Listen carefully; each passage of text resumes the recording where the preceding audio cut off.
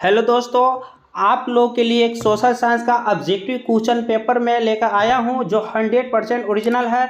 कल का एग्ज़ाम जो 28 मई को होने जा रहा है उसमें यह पूछा जाएगा। सारा क्वेश्चन ओरिजिनल है, यह ओरिजिनल क्वेश्चन पेपर 1% भी डाउट नहीं है। और यह कल मैंने दिया था जो क्वेश्चन वो 100% कल एग्ज़ाम में टकराया है, यानी कि लड़ा है पूरा क्वेश्चन। तो हम लोग बिना देर किए हुए स्टेप बाय स्टेप सारा क्वेश्चन देखेंगे और आगे की ओर बढ़ेंगे। यह क्वेश्चन मासिक एग्जाम की परीक्षा का है, यह 10वीं का मासिक एग्जाम का परीक्षा का क्वेश्चन है। तो हम लोग बिना देर किए एक स्टेप बाय स्टेप देखेंगे और आगे क्वेश्चन बढ़ेंगे। तो पहला नंबर क्वेश्चन 1 से 30 तक टोटल क्वेश्चन पूछा जा रहा है, जिसमें से हमें सारे क्वेश्चन को लगभग जवाब देना है। 25 क्वेश्चन लगभग जवाब नहीं दे देना है। तो चलिए स्टेप बाय स्टेप हम लोग देखने की कोशिश करते हैं। यहाँ पे सारा क्वेश्चन क्या कह रहा है।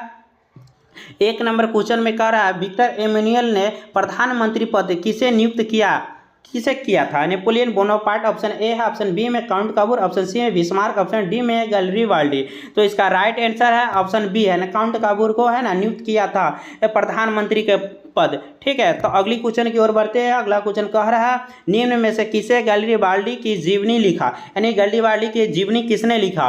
तो ऑप्शन ए में है, यहाँ पे बतलाया गया है मेजनी ने, महात्मा गांधी, लाला लाजपत राय ने, लेनिन ने। तो आप लोग जानते हैं इसका correct answer option number C होगा, है ना, लाला लाजपत राय ने इसकी जीवनी लिखी थी। चलिए अगली क्वेश्चन की ओर बढ़ते हैं। अगला क्वेश्चन क्या कह रहा है 3 नंबर, जालवेरिन संस्था की स्थापना का उद्देश्य क्या था। ये जालवेरिन संस्था क्या था, है ना। तो यह आर्थिक हितों की सुरक्षा के लिए था, या धार्मिक हितों की सुरक्षा के लिए था, या शैक्षणिक हितों के लिए सुरक्षा के लिए था, या डी में इनमें से कोई नहीं था। तो 4 ऑप्शन है, इसका करेक्ट आंसर होगा ऑप्शन नंबर ए, जो आर्थिक सुरक्षा के लिए था, है ना। ऑप्शन नंबर ए इसका करेक्ट आंसर होगा। ठीक है, चलिए स्टेप बाय स्टेप तरफ हम लोग देखेंगे, स्लाइड के ऊपर की ओर करते जा रहे हैं। और यहाँ पर यह ओरिजिनल 100% क्वेश्चन है, कल के एग्जाम में पूरा छप जाएगा।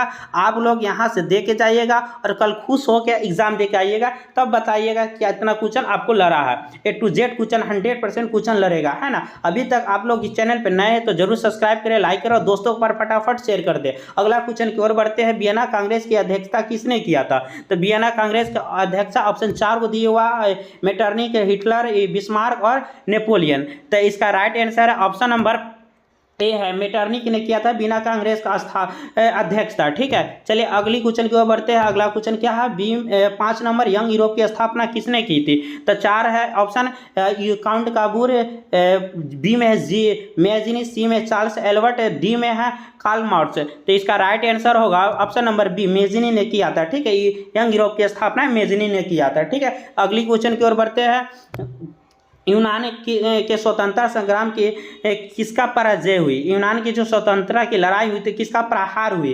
तो ऑप्शन ए में तुर्की का, ऑप्शन बी में रूस की, ऑप्शन सी में फ्रांस की, ऑप्शन डी में यूनान की, किसकी हार हुई। इसमें यह क्वेश्चन पूछा था, ऑप्शन 6 में है ऑप्शन नंबर ए, है ना, तुर्की की इसमें हार हुई थी। ठीक है, चलिए अगली क्वेश्चन की ओर बढ़ रहे हैं। 7 नंबर क्वेश्चन हम लोग देख रहे हैं। ठीक है, 7 नंबर क्वेश्चन क्या कह रहा है दोस्तों, किस संधि के साथ जर्मनी के एकीकरण पूरा हुआ था। किस संधि के तहत, एड्रियनापोल की संधि, वर्साय की संधि, या वर्षा की संधि, या फ्रेंड की संधि। तो ऑप्शन नंबर 7 का करेक्ट आंसर है ऑप्शन नंबर डी, है ना, फ्रेंड की संधि। ऑप्शन नंबर डी इसका करेक्ट आंसर होगा। ठीक है, आप लोग देख सकते हैं यहाँ पर। चलिए स्लाइड के ऊपर करके हम 1 से 30 तक पूरा क्वेश्चन का, है ना, स्टेप बाय स्टेप बताने की कोशिश कर रहे हैं और पूरा 100% यह सही आंसर होगा। ठीक है, एक भी % डाउट नहीं है आपको होनी चाहिए। ठीक है, और 100% क्वेश्चन कल एग्जाम में छप जाएगा, इसीलिए आप लोग चैनल को लाइक करें, सब्सक्राइब करें, दोस्तों के पास ज़्यादा से ज़्यादा शेयर करते हैं ना, ताकि सभी दोस्तों के पास यह क्वेश्चन पहुंच जाए। तो चलिए अगली क्वेश्चन की ओर बढ़ते हैं। 8 नंबर क्वेश्चन क्या कह रहा है।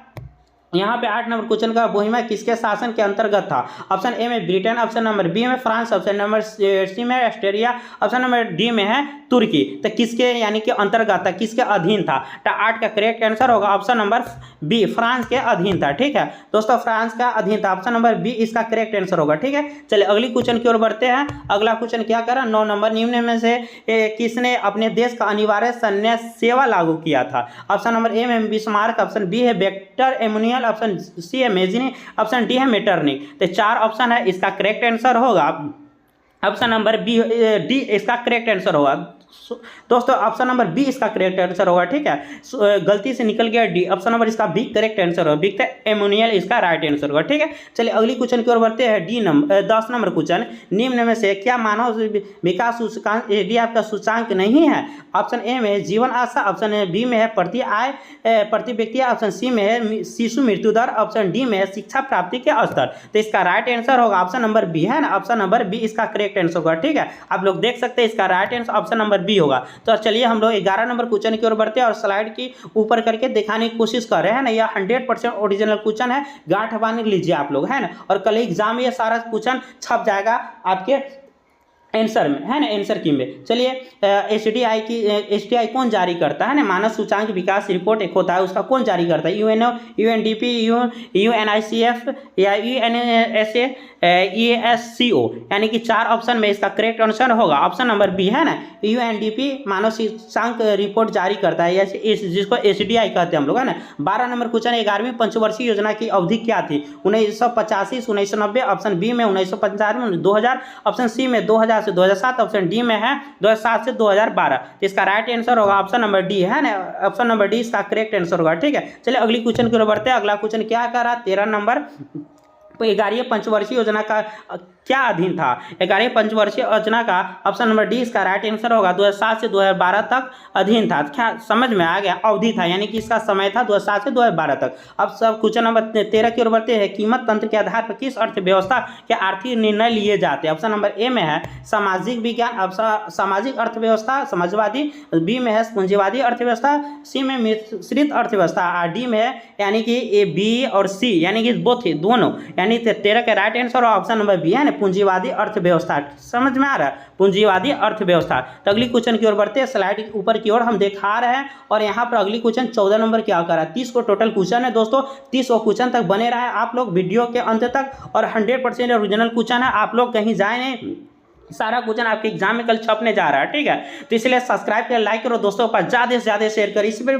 इसलिए मैं बार बार आपको फोकस कर रहा हूँ, है ना, ताकि अधिक से अधिक दोस्तों के पास ये क्वेश्चन पहुँच जाए। भारत के सकल घरेलू उत्पादक में निम्नलिखित में से किस क्षेत्र का योगदान सर्वाधिक था? ऑप्शन ए कृषि औद्योगिक, सी में सेवा क्षेत्र, डी में इनमें कोई नहीं। तो इसका करेक्ट आंसर होगा 14 के ऑप्शन नंबर सी इसका करेक्ट आंसर होने जा रहा है ना, सी इसका राइट आंसर होगा।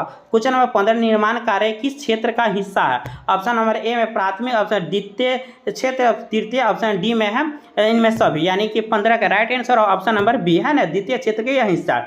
चलिए अगली क्वेश्चन के बढ़ते हैं। स्लाइड ऊपर करके हम दिखाने की कोशिश कर रहे हैं। 16 नंबर क्वेश्चन क्या कर रहा है? निम्नलिखित में से क्या बिहार के आर्थिक पिछड़ापन के क्या कारण नहीं है? बाढ़, तीव्र जनसंख्या, आधारिक संरचना विकास या गरीबी, यानी कि 16 का राइट आंसर होगा ऑप्शन नंबर सी, यानी सबसे बड़ी गरीबी है। हम लोग बिहार में सबसे बड़ी गरीबी समस्या है ना, गरीबी के कारण हम लोग बहुत पीछे बिहार में। ठीक है, सबसे राज्य में सबसे पीछे की ओर हम लोग जा रहे हैं। रियो डी जेनेरो में कौन सा पृथ्वी सम्मेलन आयोजित हुआ था? इसका राइट आंसर होगा 17 का ऑप्शन नंबर सी, यानी तृतीय पृथ्वी सम्मेलन हुआ। ठीक है, अगली क्वेश्चन की ओर बढ़ते हैं।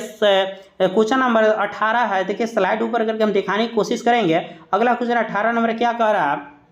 यानी कि करा भारत की वन नीति के अनुसार कम से कम कितना प्रतिशत भूभाग वनाच्छिद रहनी चाहिए? ऑप्शन बी 20%, 28%, सी में 33%, ऑप्शन डी में 40%। कितना? 40% है। तो इसका करेक्ट आंसर होगा ऑप्शन नंबर सी, यानी कि 33% कम से कम भूमि रहनी चाहिए। समझिए, और 33% कम से कम भूमि रहनी चाहिए। ठीक है, हम लोग इसीलिए पेड़ पौधे का अधिक से अधिक लगानी चाहिए। 19 नंबर क्वेश्चन की ओर बढ़ते हैं। निम्नलिखित में कौन सी मिट्टी भारत के विस्तृत रूप में पाई जाती है? तो भारत में सबसे ज़्यादा जलोढ़ मिट्टी पाई जाती है। ठीक है, इसमें फसल अधिक होती है। ऑप्शन नंबर 20 का करेक्ट आंसर होगा। चलिए अगली क्वेश्चन की बढ़ते हैं। अगला क्वेश्चन है ऑप्शन नंबर 20। स्लाइड ऊपर करके हम दिखाने की कोशिश कर रहे हैं बार बार, है ना। कपास की खेती के लिए सबसे उपयुक्त मिट्टी कौन सा, मतलब इसका सबसे बेस्ट मिट्टी कौन सा पाया जाता है? समझ में आ रहा है? तो ऑप्शन नंबर बी है रेगुर मिट्टी। इसको काली मिट्टी के नाम से भी जाना जाता है ना, इसे काली मिट्टी के नाम से जाना जाता है। कौन सी मिट्टी? काली मिट्टी के नाम से इसे रेगुर मिट्टी को जाना जाता है। ठीक है, चलिए अगली क्वेश्चन की ओर बढ़ते हैं। पंजाब में भूमि ह्रास का मुख्य कारक क्या है? ऑप्शन है वन उन्मूलन, ऑप्शन कृषि, अत्याधिक सिंचाई, अत्याधिक पशुचारण। 21 के राइट आंसर होगा ऑप्शन नंबर डी सी होगा। ठीक, अत्याधिक सिंचाई के कारण भूमि का ह्रास हो जाता है, यानी कि नष्ट हो जाता है। विकास की जिस प्रक्रिया में समाज के सभी वर्गों का जीवन स्तर ऊंचा हो जाए उसे क्या कहते हैं? ऑप्शन नंबर ए आर्थिक स्थिति कहते हैं, या ऑप्शन नंबर बी में है आर्थिक वृद्धि, ऑप्शन नंबर सतत विकास या समावेशी। 22 का करेक्ट आंसर होगा ऑप्शन नंबर डी, इसका करेक्ट आंसर होगा। ठीक है, समावेशी विकास कहते, क्या समावेशी यानी सभी का विकास होना, उस समावेशी विकास कहलाता।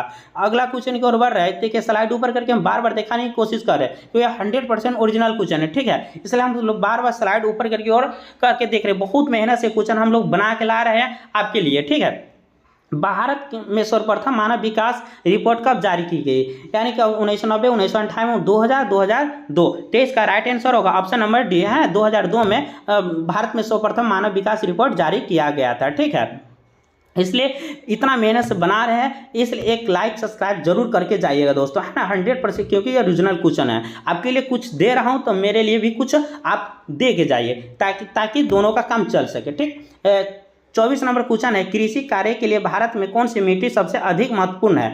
लाल मिट्टी, पहाड़ी मिट्टी, रेतीली मिट्टी या जलोढ़ मिट्टी? कौन सी मिट्टी कृषि के लिए फेमस है? तो सबसे जलोढ़ मिट्टी सबसे लिए बहुत लाभदायक मिट्टी होता है, जलोढ़। ऑप्शन डी इसका करेक्ट आंसर होगा। 25 नंबर क्वेश्चन, मार्टिन लूथर ने किसका विरोध किया था, है ना? राजतंत्र का, लोकतंत्र का, रंग भेद का, या इनमें न कोई नहीं? तो आप लोग जानते हैं 25 का करेक्ट आंसर होगा ऑप्शन नंबर सी, है ना, रंग भेद का इन्होंने नीति का विरोध किया था। और रंग भेद नीति का विरोध महात्मा गांधी ने भी किया था दक्षिण अफ्रीका जब गए थे, तो है ना।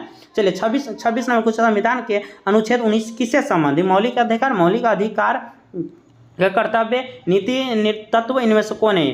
तो हम लोग जानते हैं हमारे संविधान के आर्टिकल 19, हमारे संविधान में आर्टिकल 19 में मौलिक अधिकार दिया गया है, कहीं पर हम लोग बस जा सकते हैं, कहीं पर रह सकते हैं, कहीं पर शादी ब्याह यानी कि कुछ भी कर सकते हैं, यह हमारी बोलने की भी आज़ादी है। आर्टिकल 19 यह हमारे संविधान का आर्टिकल 19 देता है। ठीक है, अगले स्लाइड की ओर बढ़ते हैं, और स्लाइड में 27 नंबर क्वेश्चन क्या कह रहा है?